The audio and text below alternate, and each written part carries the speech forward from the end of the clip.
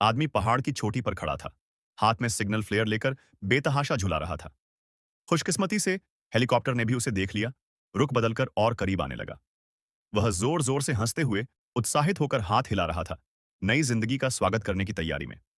लेकिन बर्फीला तूफान बहुत तेज था, हेलीकॉप्टर डगमगाने लगा और उतर नहीं सका। आखिरकार वह दूर जाकर सीधा दुर्घटनाग्रस्त हो गया। शायद जीवन का सबसे बड़ा दर्द यही है, पहले उम्मीद देना और फिर उसे तोड़ देना। वह कुछ देर रुका, फिर भागते हुए दुर्घटना स्थल की ओर निकल पड़ा।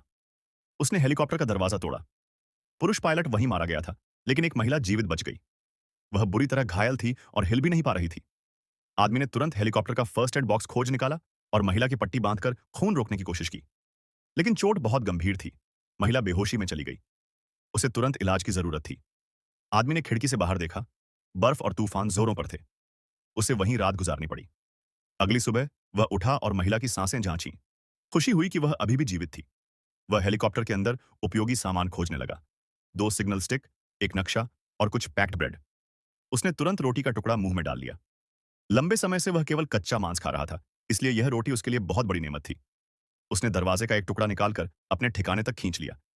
एक इंसान का जीना पहले ही मुश्किल था, अब उसके साथ एक बुरी तरह घायल औरत भी थी। लेकिन आदमी ने कोई हिचकिचाहट नहीं दिखाई। उसने धीरे से महिला को अपनी बाहों में उठा लिया। लंबे समय की तन्हाई ने उसे किसी से बात करने की चाहत दी थी। सिर्फ एक आलिंगन ही ठंडी तन्हाई को दूर कर सकता था। महिला को सुरक्षित रखने के बाद वह फिर से हेलीकॉप्टर लौटा। मृत पायलट के लिए पत्थरों से एक स्मारक बनाया। उसे वहां एक गैस स्टोव, एक स्लेज और एक लाइटर भी मिला। उसने तुरंत लाइटर आजमाया। अब उसके पास आग थी, मतलब वह गर्म खाना खा सकता था। वह उत्साह से लाइटर को सीने से लगाकर रख लिया। फिर उसे एक तस्वीर मिली। उसने तस्वीर अपनी जेब में रख ली और बाकी सामान लेकर लौट आया।